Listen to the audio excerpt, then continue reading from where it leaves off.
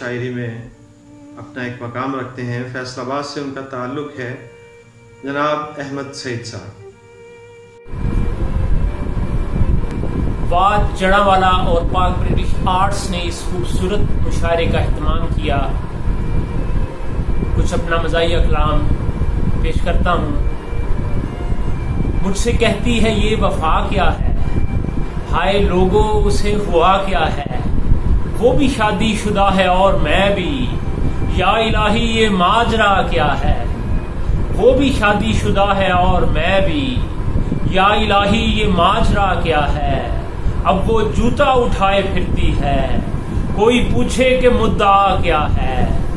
अब वो जूता उठाए फिरती है, कोई पूछे कि मुद्दा क्या है।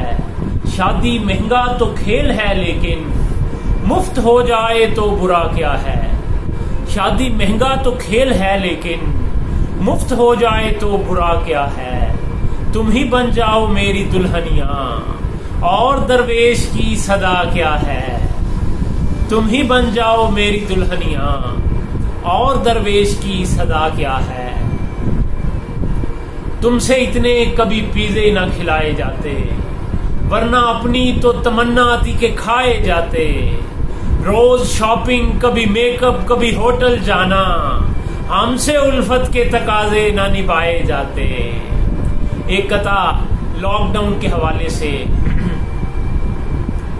लो जी लब ले आसा हल, बेगम जी कुछ नहीं कहणगे, बस पोची लाउनी पएगी ते बर्तन धोने पैणगे।